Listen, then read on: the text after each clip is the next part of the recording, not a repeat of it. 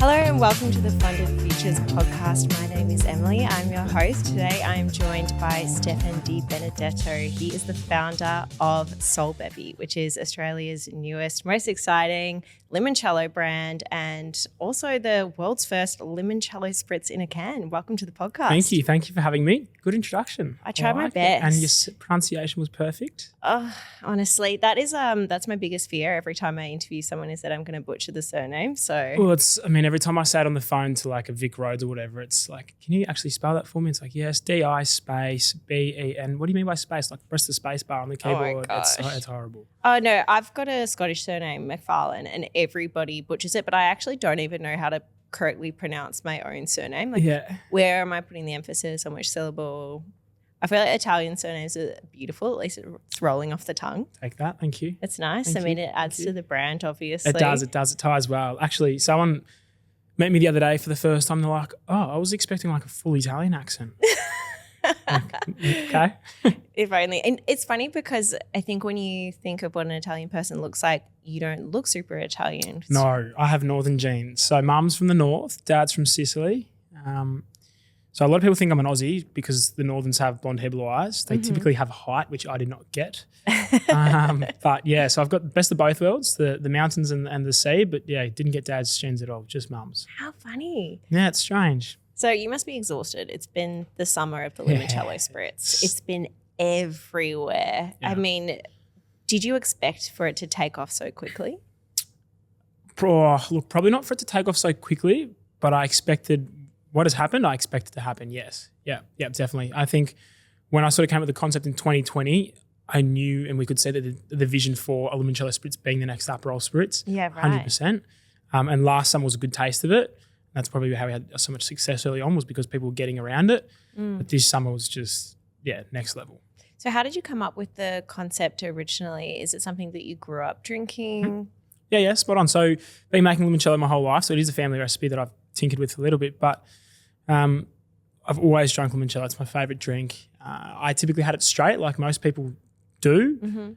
But our girlfriends at the time didn't like the alcoholic strength, so they'd mix it in a spritz. Right. And that's where I'm like, wow, no one has made a limoncello spritz before, like a ready-to-drink option. Aperol had those tiny little bottles, but like the glass bottle is just not convenient. Yeah. Put in a can. And I had another construction job, which was a really good job, and I didn't really need to be sort of focusing on another new business as such. So it was more just going to be a hobby. And then as I was spent sort of 3 years developing the drink and spending so much on it and getting trademarks and domains and going through all the fun and then presenting it to a few people was when I had sort of the moment that like, holy shit, this could actually be huge. Like it could literally be the next Aperol. Aperol was the similar sort of product, kind of like a liqueur that was sort of mixed into a spritz and it blew up. Like, do you think what Aperol is now? Yeah. Limoncello had that same sort of characteristic and that same sort of pathway forward. Yeah, that was like their whole marketing campaign. It started as Aperol and then as soon as it became the Aperol Spritz, it just blew up. And that's why like they trademark Aperol Spritz and it's taken the world by storm. So that's when I was sort of, when I launched it and I gave up all the construction stuff and went into it 100% of the time from day one. That's when I developed sort of like the goal and the vision to sit next to Aperol and Campari in every venue around the world. But prior to that, was that limoncello's always existed. Like I said, it was that after dinner shot that I was always having and most Italians do, but it's been boring and sat on the shelf and neglected in a way. And because I've had so much of it in my life, I knew that you could do so much with it. Like we've even got venues that marinate chicken in it. It's crazy. Oh. Yeah. So we got desserts, we got chicken, we got all sorts of cocktails. We got Limoncello Spritz slushies, which are huge now. And I still reckon I invented that, but others would say otherwise. So that was like, prove to the world that you can do something with limoncello and bring it back to life. And I think that's more than happened this summer. I think it's interesting you say this because I love limoncello. Yeah. Would you have said that 2 years ago though? Yep. Okay, good. I lived in London for 5 years. A lot of people don't. People are like, I love it now. And yeah. It's like they didn't know it existed, but it's been around for so long. Exactly. I've been to Italy so many times. It's my favourite country in the world. Yeah. And they just bring you a huge bottle, plonk it down on the table after dinner and you just pour glass after glass. 100%. It was so dangerous. But because of that, like I've always had it in the freezer just in case. Yeah. So it's interesting that it's kind of coming into the mainstream a lot more now. And we've seen this movement come through Australia, particularly in the summer. How do you position your brand so that it stands out against other competitors in the market? Yeah, it's a tough one because everyone would know that, probably not that many people have heard of us, but everyone's heard of Zoncello and like they've killed it. And I'm just jealous of them. Like they've done an amazing job, which is awesome for us because it's opened up the category massively. In terms of how we position ourselves differently, well, our liqueur is actually different to most. So it's not the traditional recipe. Like I said, it was a family recipe, but I changed it to suit what I thought the general public around the world would like, not just here. So are Italians my target? No, they never have been. They never will be. It's everyone else. Because again, I'm changing that old school thought of making it digestive or some nonna at home that's making it and drinks it herself. We can do so much more. So it's a lower ABV. It's smoother. It's sweeter. It's more to be a cocktail base. Okay. So that's the biggest point of difference. And then we wanted to the easiest and convenient way to do that at the start was create the first Limoncello Spritz in a can. Love it. To get the name out there. So that's how. I'm trying to build a brand versus when I look at all the other ones out there at the moment, and there's obviously a lot of competition. To me, they're businesses when you look at them. Yeah. Like they're all offshoots. And again, I'm friends with the guys at Zoncello, so nothing against them. They're amazing people. But that's an offshoot of Zonzo Estate, which is his core business. And when you speak to him, that's his baby, like his winery. It's amazing if you've been there. Yeah, I've been there a few times. All the other brands that have come out are offshoots of wineries or other brands that are releasing just a new SKU because they've created limoncello because it's quite simple to do. There might be a distillery that have just launched one because at the moment it's the hottest thing. So, hey, let's capitalize on what we can right now. From a cash flow perspective, we can make some good money on this. For sure. My mentality is completely different. I don't want to be a distiller. I don't want to make other products. I don't want any new SKUs or anything like that. Like we are going to have the one product, the two products, that's it. And sit next to April and compare in every venue around the world. So that's probably our point of difference, I guess. We're building a brand that is going to be SolBevi. That limoncello word one day will be stripped off that bottle and it'll be just a SolBevi or just a SolBevi Spritz. Okay. And that's how we'll move forward. So it's very different to most. Some people think I'm crazy, but no, I absolutely respect it. So obviously you've got the full-sized limoncello in the bottle and you've got the canned version. Which came first? Bottle. Yeah, okay. Definitely the bottle. I was actually never going to release that like I said, this was going to be a hobby. So I was like, if I can make a few extra dollars here and there, perfect. So I was never going to release the bottle. So I spent 3 years working on the can because it was the first of its kind and I didn't know what the hell I was doing, obviously, coming from construction. So but we released them at the same time in the end. Right. And which one is outselling? Well, it's a tough question. They both target different areas. So the bottle is hugely on-premise, so bars, restaurants, things like that. Probably the biggest part of the business, to be fair, is the bottles. Right. And that is the primary product. And how did you go about getting it into restaurants, bars, all of that? Yeah. Simple. Put a bag on your shoulder, fill it with bottles and cans and walk venue after venue after venue. Pick a street, business cards, walk in. Hello, how you going? Try selling. Next venue, next venue, next venue, next venue. And I would literally do that in every sort of suburb that I could. I'd fly to Sydney, I'd do it there. I'd fly to Queensland, I'd do it there. WA, I did it there. Jeez. And I did that for a long time. And then we got some reps on the road to try and help us as well. Okay. And what kind of investment is that going around to all of these businesses trying to sell it? You've got to give them samples. We're trying to raise cash at the moment, actually, which is convenient being on this podcast. But as self-funded, it's hard. Like money it's a tough industry to make money in regardless. It's very competitive. There's so many different retailers and wholesalers and everyone that takes money off you, rebates, whatever it might be. So, you kind of need a big piece of capital at the start to be able to afford to fly over, pay for accommodation. And hey, I don't stay in very nice places. Like I've stayed in somewhere that's $100 a night and I'll walk around from venue to venue and then go back and sleep. Like it's all it's there to do is just be a bed. So it's expensive, but you just got to do it in the most cost-effective way possible, I suppose. Yeah, absolutely. I mean, I've been out there and I've seen a lot of your marketing collateral. There's a lot of branded merch and you're really getting the brand presence out there. Is that quite an intensive experience as well in terms of 100%. putting capital into it? That starts because obviously being the product that we are is extremely seasonal, which is very hard as a business owner. Yeah. So, but that sort of stuff in venues starts in like July because you want to try and capture spring and summer. So you're out there visiting venues, trying to negotiate with them, and then you got to think all the other brands that are trying to do it too, like the big boys, so Aperol and Peroni, Canadian Club. Like you compete with all those for a little spot to try and get some umbrellas out there or some deck chairs, whatever it might be. So it does take a long time and a lot of negotiating back and forth, and then typically people want money off you for it too, and it's not easy. And it's a new landscape. Like I didn't know what I was doing. I was just going like, hey, can I put some umbrellas up and can we do SolBevi Sundays? And to be honest, a lot of people have been very supportive. Like the Conti, for example, is the latest one we're doing SolBevi Sundays at. Prime venue on their rooftop. Our umbrellas look perfect up there. Yeah. And you go there and you get cheap Limoncello Spritzes on us and it's awesome. But that was just, again, it's just asking and trying and seeing what happens. Like all you can do is ask.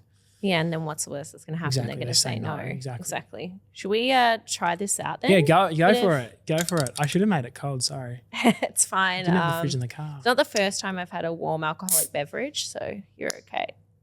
I'm going to pour this all over myself on it. Ooh. For those just listening and not watching, I'm sure that was quite satisfying. Yeah. 100%. Do you know what won't be satisfying? People having to listen to me sip this. So I feel like I want to do it away from the microphone. Do you have that phobia? Because I have that. You know, when you listen to someone eating and you get like wildly irritated. I do it if it's me eating and I'm like, there's people next to me, they can hear me and it's a quiet room or something. 100%. Yeah. I can't stand it. Yeah. Like it throws me over the edge. Yeah. This doesn't even taste like alcoholic. That's, you know what, a lot of people say that. I get the two biggest feedback or comments that we get in terms of feedback would be, one, it's not as sweet as we thought, which is, that took me 3 years to get the alcohol balance and the sweetness balance so that you can drink 15 of them and keep drinking. And then that alcohol balance and not getting it too high. So it's strategically made at 4.2%, which is 0.8 standards in a 250 ml can. Okay. And again, getting that combination right with the alcohol and the sweetness and choosing that right can and getting the one standard drink or below one standard drink was all part of the plan and what took 3 years to do. That's crazy. 3 years. And was that part of the plan that it was going to take that long? Nah. I would have loved to have launched it early. But again, I had another construction stuff, like other jobs. So I wasn't really, it was not a priority. So what came up that was unexpected in that journey that, you know, ended up taking so much longer? It's just like, I have no idea what I was doing. I had no idea. I'm learning now and I've learned a lot, but it's a completely new industry. It's like, cool, this is my liquid. I'm currently making it at home using vodka at the time because getting ethanol is obviously illegal unless you have a license, and now we get it, which is fine. But it's then how do you put it into a can? How do you carbonate a can? How do you put the liquid into the can, put the lid on, then carbonate it? Well, that actually doesn't work like that. Like, how do you do all that? Yeah, does the lid come separately? Does it go on first? Does it go on last? Like, but how do you carbonate to the right level? You can over-carbonate, you can under-carbonate, and you're all trying to do this at home with a freaking soda stream. Because that's the only way you can carbonate at home, really. Oh my gosh, have you had a soda stream explosion yet? No. I've had multiple. Have you? The first time I had people over and I didn't know that you have to wait until after the water is carbonated to put the flavouring in. Really? Yeah, that was a hard mistake to learn. It went everywhere. To this day, there is still tonic water stains on my ceiling. Yeah. And I also did it at the office one time when my boss had an important client in and they were sitting in the kitchen area. Yeah. And because I'm the chief entertainment officer at work, I was making everyone's drinks on a Friday. Great job. Someone's got to do it. Yeah, 100%. And so I'm doing this thing again. I'm making some tonic water and I did it again. How? How many times until you learn? Well, really, just waiting for me to do it again. I didn't know that was a thing though. So I must have just been lucky. Okay, to everybody listening, wait until after the water is carbonated to add the flavouring. And if this has happened to you, I'm sorry. Yeah, so we couldn't do that because ours was obviously all mixed together in the bottle that it comes in, and then you have to carbonate it because we can't pour it in later. So it's not flavouring; it's a completed product. Right. So that's what took so long. Okay. And then going to a big manufacturer and being like, "Oh, what's your carbonation?" I'm like, I don't fucking know. Like, I just use a soda stream. Try and match that. I don't know. Match the soda stream. It's hard. It's really, really hard. That's so fascinating. So and then plus going from that first batch where you're doing we did 20,000 liters first on the cans and we did 5,000 on the bottles versus the 1 liter or 3 liters that I make at home. Big difference. So it's getting the balance right on the flavors and the taste and all that sort of stuff. And how do you maintain that quality control? I taste every batch before it's bottled or canned. Which is if pretty you're important. looking for someone to do that, like I'm available. Well, the funny thing is when you before you can, because you haven't carbonated it and filled it with you have to fill it with something called like Valcorin to stop it. It's basically preserving the drink so that it can last in the can for as long as you need it to. Okay. Before you do all that and you blend it, before you put it in the can, it tastes completely different to what it finishes out at. Because over time, the flavors develop in there, obviously, and then it tastes different. So you're trying to start off in like, this is not what it tastes like, man. Like, That's interesting. So it's aging like a wine almost. Kind of, yeah. Which not many people know that. So the bottles is a bit easier. Pretty much once it's done, and you can just bottle it straight away. But when you're mixing it with other stuff, it's a bit different. And then when you're carbonating it, and then you technically can't drink Valcorin straight, like it's like a gas. But when you fill the can with Valcorin, you shouldn't drink it straight away. I learned the hard way. Why? What happens? Your stomach turns completely upside down. Okay, that sounds super unpleasant. Yep. So don't do that at home. Right. And how many iterations of the branding did you go through until you came to these beautiful cans and something that you were happy with? We went through, we took us 9 months. And for the designer that's listening to this, I feel sorry for him because he's a legend, but we almost sacked him. I was sick, kind of sick of the fact that my vision was getting across, and then we drew up something and sent it to him, and then he produced this. I was like, I wanted to go kiss the man. He nailed it. Absolutely nailed it. So it took us 9 months.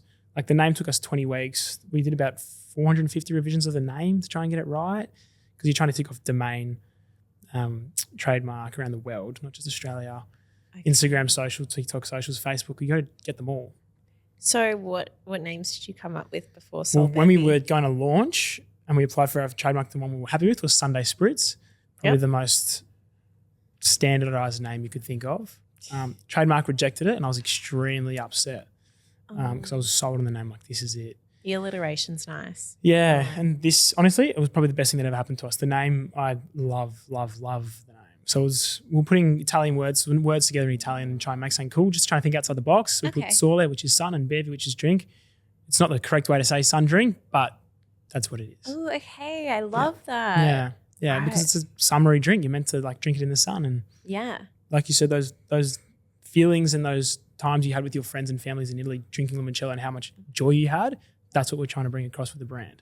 Right. I remember my first Limoncello Spritz and Aperol Spritz for that matter. Aperol Spritz I'd never heard of. And I was in this place called Trieste in Italy. You know where it is? Yeah. And I was with 5 girlfriends, and the waiter came over and he was like, what do you want? I'm not going to do an Italian accent because I'll make a dick of myself. But he was saying, what do you want? Do you want 5 Limoncello Spritz, Aperol Spritz? And I was like, I don't know what either of those are. I'd never had it. Yeah. And I was like, okay, it's Aperol. And he's like, okay, you'll like it. And I was like, oh my God, like, where have I been this whole time? And then when I tried a Limoncello Spritz, I was in Cinque Terre. Yeah. Okay, great. Butchered that one too. Good. And I was with my sister, and we were like, how have we never had this? It's the thing. It's what blew my mind so many years ago. It was like, I've had heaps of them in my life, but like most people hadn't heard of it, and people still haven't really heard of it. Like I do tastings every Friday and Saturday, which is really good, but I'm pretty sick of it, to be fair. Yeah. But people are just like, what's limoncello? I'm like, how do you not know what it is? Like, that is bizarre. Which is good because it just shows you that there's so much room to grow. There's so much opportunity still out there. That's a great point. I go to Southeast Asia, which we've been working on pretty hard for a while. I don't know what it is. It doesn't exist over there. Interesting. Actually, that was my next question. So obviously the Australian market is super hot for this product at the moment. Which markets are you looking at expanding into? We actually launch in New Zealand in a couple of weeks, which is really exciting. So we've got 190 stores over there ready to go, which is awesome. Which is better than our Dan Murphy's result when we first started, so it's awesome. That's incredible. So it's very exciting. That's in every state over there, I guess, every state around the country too. So New Zealand's a big focus. We want to get that right, and I want to get Australia and New Zealand right. And then, Southeast Asia is probably a big focus. Like I said, we're a very seasonal business, so you've got to think outside the box in terms of how do we survive winter. Yeah. Or, we could go to America, which is the dream one day, but it's very expensive because the seasons are opposite. Same with Europe. Southeast Asia is hot all the time, and they don't know what this product is, and limoncello doesn't really exist over there. There's that whole education piece that we tried doing here, and I think we did successfully, and big thanks to Zoncello as well for it. We can do it over there as well. Right. We can educate the market, and we can really create a new product. And when you think about Southeast Asia, it's hot all the time. It's humid. What's refreshing? A cold lemon drink is refreshing. And it's sweet and it's zesty. So when they're eating their high flavor, high profile foods, it's a good palate cleanser too. And there's resort living there, and it just ticks so many boxes, but not many people think of it. So I could absolutely imagine myself in a pool club in Bali, cracking one of these open. Because I do get a little bit nervous about the alcohol that you're getting at those clubs over there. Especially after recent circumstances. 100%. I went to that backpackers too. Good joint, but and obviously glad to You're safe. I'm okay, That's yeah. good. That's positive. Yeah. But yeah, I think every time I'm over there, I always get something that's bottled and something that's generally from Australia. But there isn't really anything like this because kind of your only option is to get wine, really. Pretty much. And wine's really expensive in those countries. Extortionate. Really expensive because it costs a lot to get over there, but it's kind of considered like a delicacy in a way. Yeah, right.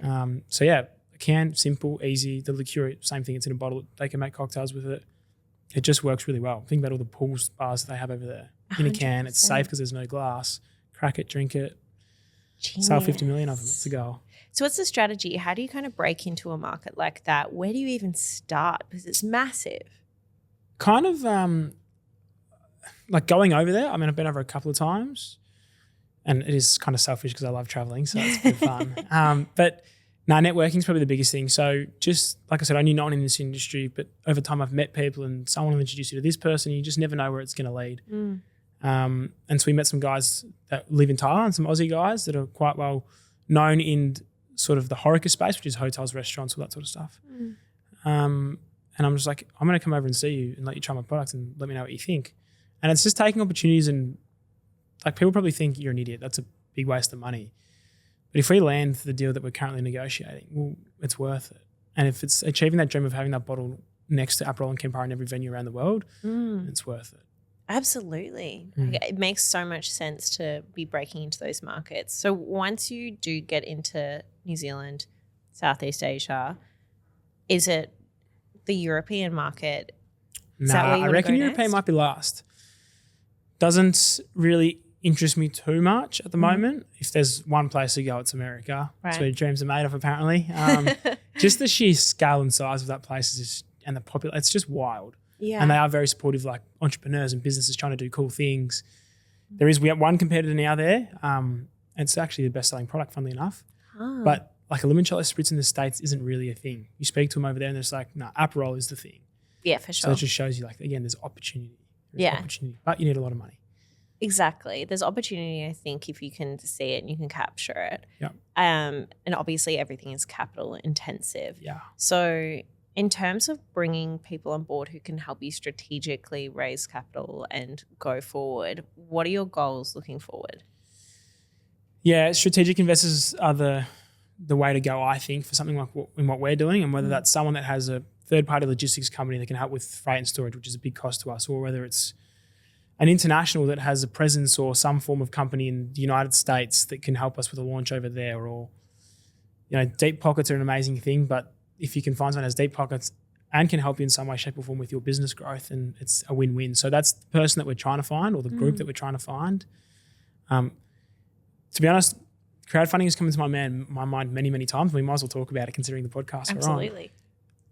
we're on. I've battled with this decision for so long because I see so many pros with it. Like if I can get, call it 1,000 people that buy into SolBevi and they can walk into Dan Murphy's and Vintage Sales and be like, I own a piece of that. Like you've built a community, which is what I want to do. I want to build a community. So that's a massive strategy in itself. You then have 1,000 brand ambassadors out there pumping your product and helping boost sales and getting the word out there. So it's very strategic in that regard. Exactly. But there comes complexities, but it's the same with an angel investor. There's complexities on both sides. So strategy is, I've been focusing on angels because I'm very protective about my business, obviously, and having a lot of people involved scares me. Sure. But is it the right decision? I don't know. We've been trying to raise for a while, and we keep losing at the very last second. After we're in, and then we lose it right at the last second, and it's mentally draining. I hear it time and time again. Business founders are going to venture capitalists, and they play this game that says the lunches, the dinners, the drinks, the coffees, the constant follow-ups, and it's time-consuming. So time-consuming. And you're negotiating on the terms of your offer, trying to get it to a particular point you think you're in, and then they just pull out. Yeah. And you get told you're in sometimes. I mean, I don't go to VCs, to be fair, and I'm against that, but you get told we're in and you're like, cool. And when it comes to actually executing, it doesn't happen. It's happened 3 times now. It's like, it's really, really depressing.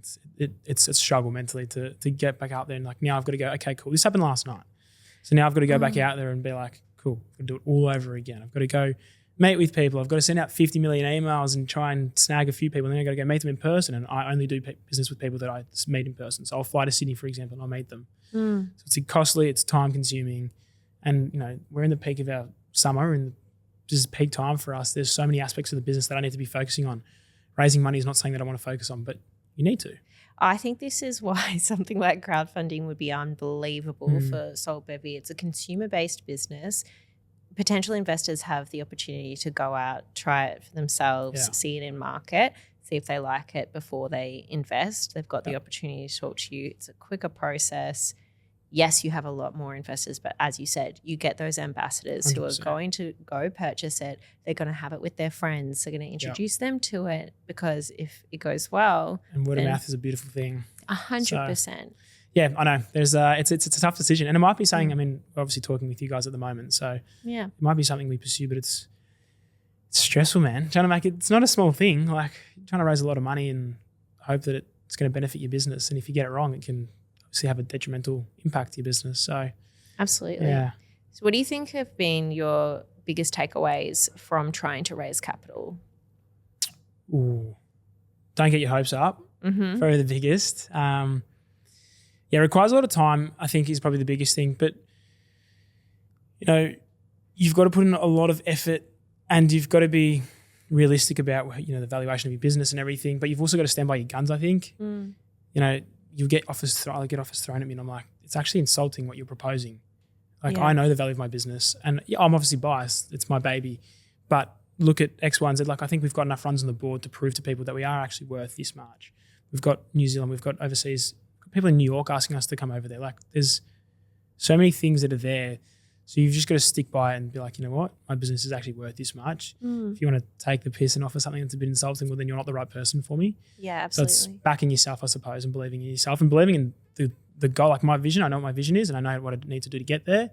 So I just got to stick to my guns. Yeah, for sure. I think valuation is often a really tricky subject to approach, particularly 100%. For business founders, because of course you're going to think that your business is valuable and you've got that special sauce and something that can't be replicated at the end of the day. How have you gone about trying to value your business at a relatively early stage? That's one of the questions we get asked all the time. And maybe because we're not speaking to necessarily people that are in FMCG, for example, they might be in construction or they might be in another industry. They don't really understand how it sort of works for an industry like ours, where it's typically based on revenue, especially as a startup. Like you've got nothing really to show other than how many sales you've done and what your revenue is. And it's typically a multiplier of that. How big, depends on the market at the time and depends on so many things. So it's getting advice from other people that have done it before, really. Absolutely. And then even just thinking about just say it's a 5X or a 10X, whatever it might be. Like if you were investing, if I was going to invest in it, would I put my money in? Yes, no. Like it's got to be realistic. You took the words out of my mouth, and it's about being realistic and it's about putting yourself in an investor's shoes and saying, hey, do I think that I would invest in a company at this valuation at this stage? Yeah. It's an art, I really think. It is. A lot of people come and they say, okay, do you have like a calculator so I can value the business? Unfortunately, no. It's not how it works. And obviously you've got to be validating that valuation in the market because it is only valid if somebody believes that it is worth that much. Yeah, exactly. It's only worth that much if someone puts in the money. And otherwise it means nothing. Yeah, for sure. And that's the tricky thing when you're going to strategic investors. Obviously, they're bringing value to the table that might not necessarily be of monetary value. And so you've got to weigh up that, do I need the money versus, the storage space, for example. 100%. That's 100%. So tricky. Yeah, it's a fine balance. And then you're just trying to weigh up is that worth it? What's the value of that storage as an example? Is that value going to actually equate to $100,000, whatever it might be? It's really tricky. And you can get it valued by accountants and actual people that value businesses, but it doesn't mean they're right either. Yeah, for sure. Like someone could believe a lot more in your business and be like, actually, you know what? I reckon it's more. Or they could be like, no, I don't believe in it at all. Yeah. I think that that's kind of the beauty of equity crowdfunding in Australia in particular, that you do set the terms of your offer, but you've also got the opportunity to validate that valuation with a large number of potential investors before actually opening it up for investors to come on board, so you know what it's worth. People have told you, great, you're going into that offer like quite confident. With a bit of confidence, yeah. The only concern with crowdfunding is it's very expensive to do. It's really expensive to do. All of like these things pros are and cons expensive. and everything. Well, exactly. I mean, if I think about how much money we've probably spent on trying to raise money, Could have done a crowdfund. Maybe, exactly. So it's a tough one to crack. Definitely the least enjoyable part of the business. Yeah, I can imagine. I think that's the thing that takes so much time, energy, emotional. The emotional part about it as well, because obviously it's your business. You can't imagine people not valuing it like you do, you know? Yeah, 100%. Yeah. 100%. And you think the success that you've achieved, and like I don't think we've achieved much. I think we've got a lot more to achieve, but people say, you know, Steph, you've achieved a lot. So you think, okay, well, if they're saying that, surely these guys see it as well and it means something to them and it should help. But yeah, not the case. For sure. Not the case. It's a complex subject. Yeah, absolutely. So since you started building the brand from the ground up, what have been the biggest learnings you have, and what's been the biggest mistake that you've made that you wish somebody had told you about before? Oh God, I don't know how many mistakes I've made. Well, like as a simple mistake, we've stuffed up every bit of packaging in every single run we've done. What do you mean?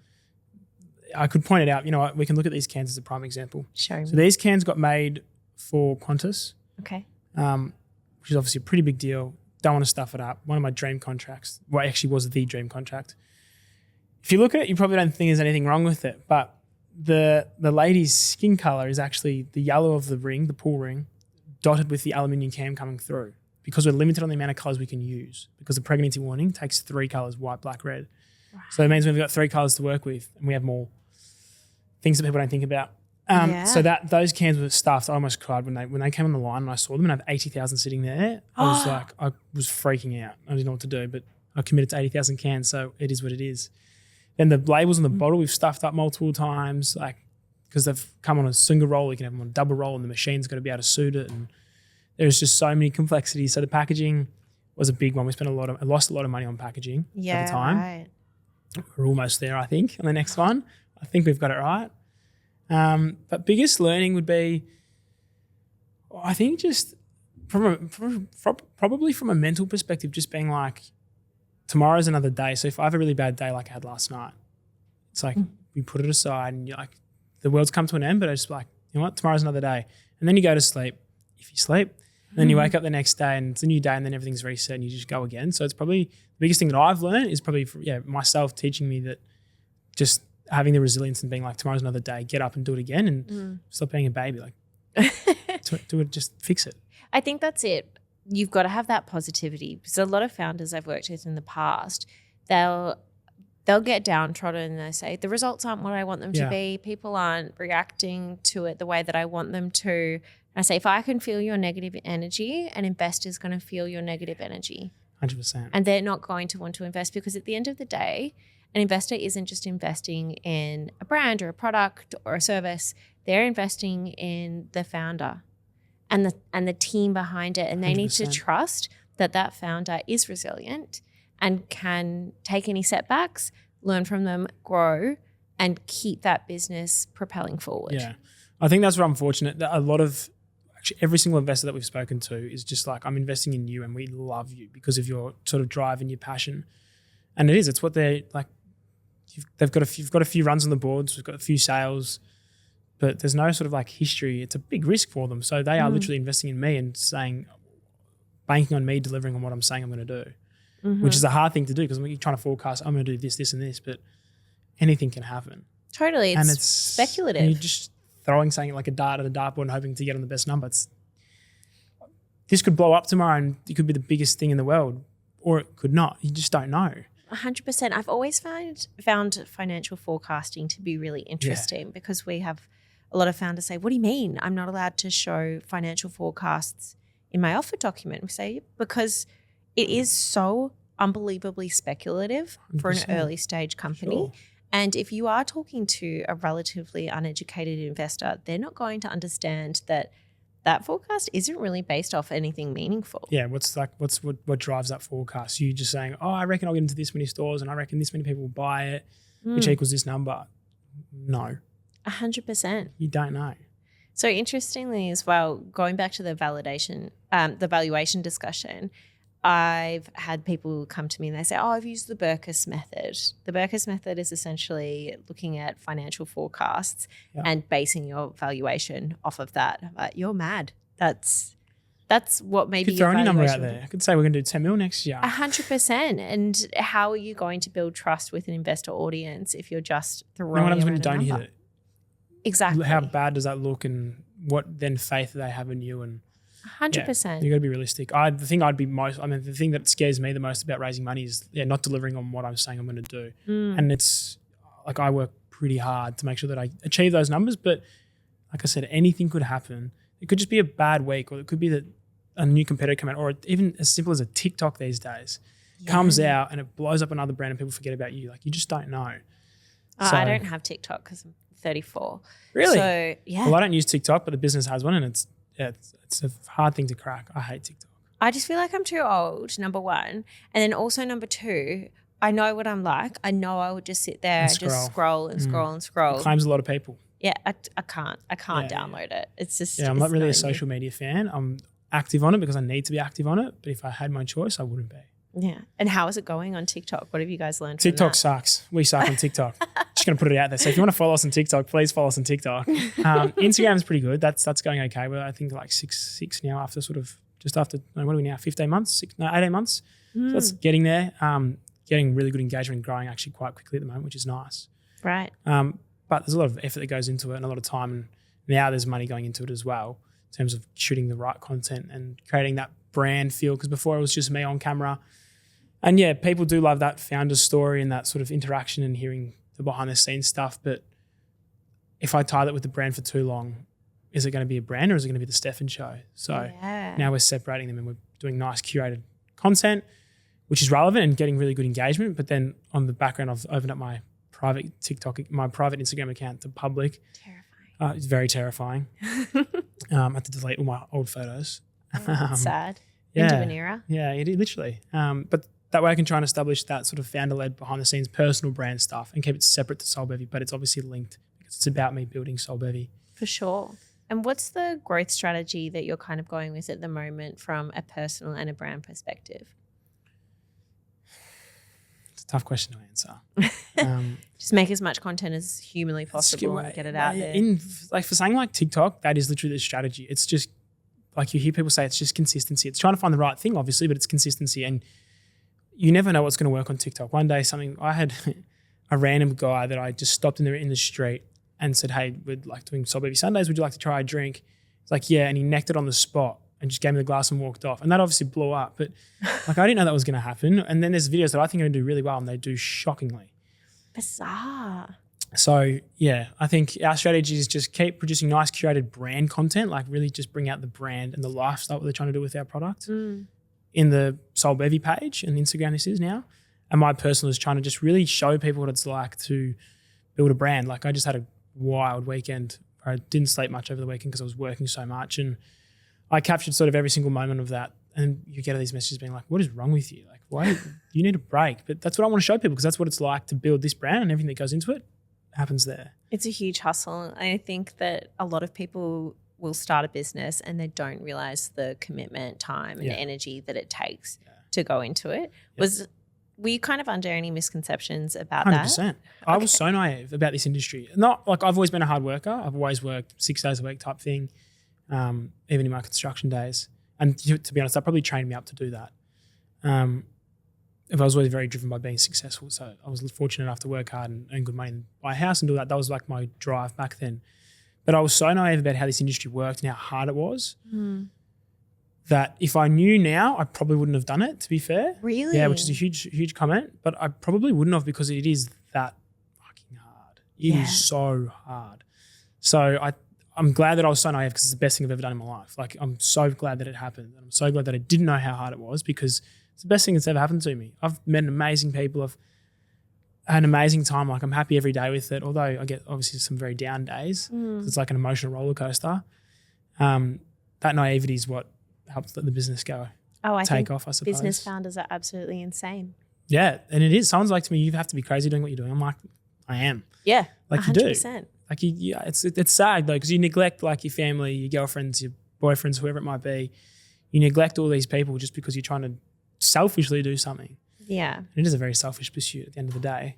But at the end of the day, though, you've got to realize that the people around you are going to be the ones supporting you through 100%. that, and you need to have that base. That's probably actually, you know what? Talk about learnings. That's probably the biggest thing that I learned was actually the support behind family and friends. Like people say it, but now going through it, the support of family and friends is beyond wild. And even just the community in general. Like that's probably why, you probably found me on LinkedIn. That's why I'm so active on LinkedIn, because the support selfishly is actually really nice. People just like, well done, like we love following your journey. Like that's nice. It's sort of what helps you motivate and go every day. For sure. And what does the next 6 months look like for SolBevi? Well, we're coming into winter, so it's pretty scary. So this year's focus is, especially the 6 months, is international expansion. So New Zealand, getting that off the ground and going well. And then it's really trying to make overseas work with Southeast Asia. In particular, I'm going to Singapore in April for the largest sort of Asian food and beverage show. We'll probably be the only limoncello brand like we were last time, which is awesome. Great. At a smaller show. And it's trying to just get it into those countries, and it's really trying to offset that winter. It's a seasonal business. Like again, I'll refer to limoncello because I love them. They still do okay and Aperol's the same. They still do okay in winter, but the biggest part of their business is over spring and summer. Yeah. So luckily they've got the winery that obviously helps offset that winter period. Aperol are just obviously a beast, and they have the backing of Campari and everything, so that helps them. When you're a small business like us, we have nothing other than firing all your staff potentially and literally battening down the hatches until the warmer weather kicks in. So it's finding that opportunity overseas to offset that seasonality issue. Yeah, for sure. Which I hate. It's been honestly unreal hearing about the story. I think I've just seen the brand everywhere this summer, which has been awesome to see. No, you're doing an absolutely brilliant job, and I'm excited to see where it can go, and I wish you so much luck with trying to raise capital. I know it's an absolute nightmare, but it feels like you've got the tenacity and you've got the resilience to keep going through with it. So good luck, and thanks so much for coming on the podcast. Thank you for having me. It's nice to chat. Let's do it again, actually. I like this.